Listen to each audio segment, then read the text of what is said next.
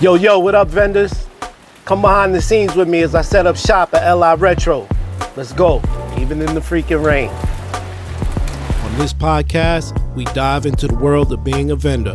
Add a little BTS, some DIY, tons of tips and tricks, and every now and then, we chop it up with vendors from around the country. Welcome to the vendor booth. Man, it sucks it was raining, but it's go time. So my son, who's behind the camera, and I began loading up the car with the hardware needed to get this booth set up. This was the first year LI Retro was doing 3 days. I didn't know how it would play out, but I knew what my plan was, and I wanted to make sure that happened. So we got to Cradle and found our spot. This is what will become my shop for the next 3 days. As you can see, all vendors start at the same spot. It's up to you to make your booth stand out. With that being said, my main goal was to make sure my booth could be seen from across the floor. This is where branding and signage is essential. People will see you, and if you do it right, they will remember who you are. Also, when you have something visually pleasing, people want to see more and will flock to your booth. Now, once they're at your booth, your signage and your merch should do most of the talking. I'm not a salesman like that, so my merch and signage has to do way more talking than I do. Also, signage helps with people who are shy or not interested in sales pitches. If my signage does its job, all I need to do is confirm what they want, pack it up, process the payment, and thank them for their purchase. So as we continue building the booth, I have to take a minute to say thanks to my son Micah. It doesn't seem like a lot, but 2 people working as a team is way better than 1. This was only his second time assisting me, and I'm super grateful. And yes, he did get paid for the work he put in. Another tip that you can try is to set up your booth prior to your show, at home or in an empty workspace that you might have. This way you know what kind of time you are looking at for setup. You could troubleshoot any issues ahead of time, so when you get to the show, everything is smooth sailing and you really won't face any problems. Now, as you can see, my booth really stood tall. I had no idea that it would be just a few feet short from the ceiling. I was happy to see this worked out the way it did because I had no idea I would be in this location.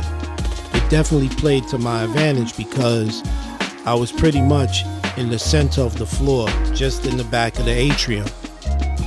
I actually used to be in this location at several events that I've done here, so I'm used to it. So it's not an uncomfortable spot for me. Anyway, the booth is pretty much done at this point. Last thing to do is load up my product. Now, before I do that though, let me show you around the place.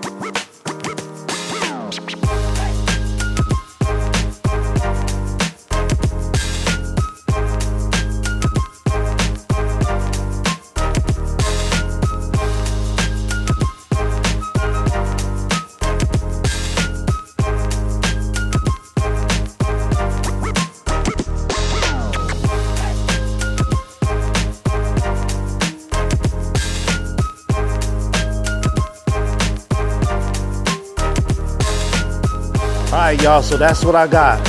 This is LI Retro out here at Cradle of Aviation, August 11th, 12th, and 13th. All right?